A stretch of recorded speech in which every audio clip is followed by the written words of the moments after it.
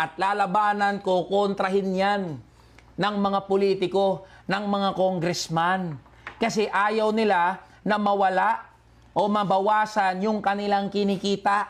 Gusto nila pigain na lang ng pigain yung lakas ng mga manggagawa. Gusto nila barat lang ang sahod nating mga manggagawa, nating mga ordinaryong Pilipino para matiyak na kinabukasan, papasok tayo uli, magtatrabaho, susunod kay boss dahil napakahirap ng buhay natin.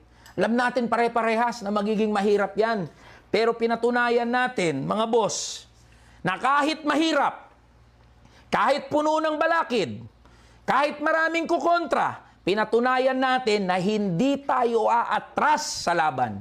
Pinakita natin yung tapang, prinsipyo, paninindigan ng mga manggagawa at mga ordinaryong Pilipino. Kaya wala namang pumigil sa atin. Hindi naman napigilan yung pag-iingay natin. Mas nag-ingay pa tayo. Mas nagparami pa tayo ng bilang natin. Yan yung inaasahan natin, mga boss. At alam nyo, mga boss, along the way ng ating pangangampanya, maraming sumubok na siraan tayo. Maraming sumubok na gibain yung ating paninindigan. Maraming sumubok, mga boss, na patahimikin tayo. Marami ring sumubok na paatrasin tayo sa laban.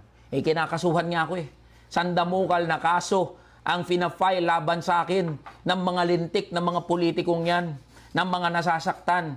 Marami rin yung naninira sa atin, sa party list, sa mga nominado nito, pero hindi nila nagigets yung laban natin Ang laban ng kamanggagawa party list hindi tungkol kay Eli San Fernando. Hindi ito tungkol sa isang personalidad.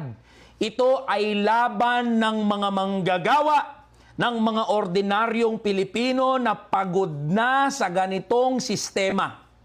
Hindi ito tungkol sa akin. Kahit siraan nyo ko, kahit na pagtawanan ninyo ako, lagi kong sinasabi to. Kahit na sabihin nyo na lahat ng pinakamasasakit na salita laban sa akin, hindi ito tungkol kay Eli San Fernando.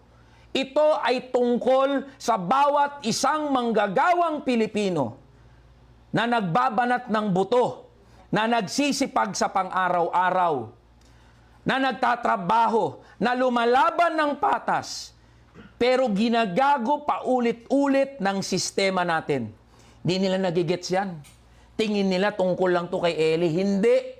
Dahil ang number 85 kamanggagawa party list ay pagsasama-sama ng lahat ng mga manggagawa at ordinaryong Pilipino sa buong Pilipinas, pati na rin ang mga kababayan, kamanggagawa nating OFWs.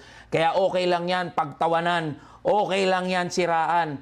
Pero naipahatid natin, naipatagos natin, naipaingay natin, at naipatampok natin na buwagin na yung walang kwentang provincial rate, pinag-usapan ang isyu ng mga manggagawa, pinag-usapan ang isyu nating mga ordinaryong Pilipino. Maraming salamat sa inyo, mga boss.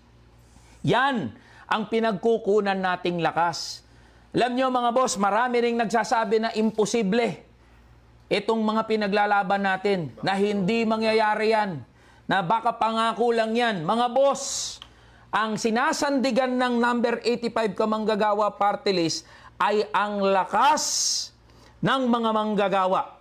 Yung pagkakaisa nating mga manggagawa. Yung lakas natin na 51 milyon na mga manggagawa sa formal pa lang na sektor dito sa Pilipinas.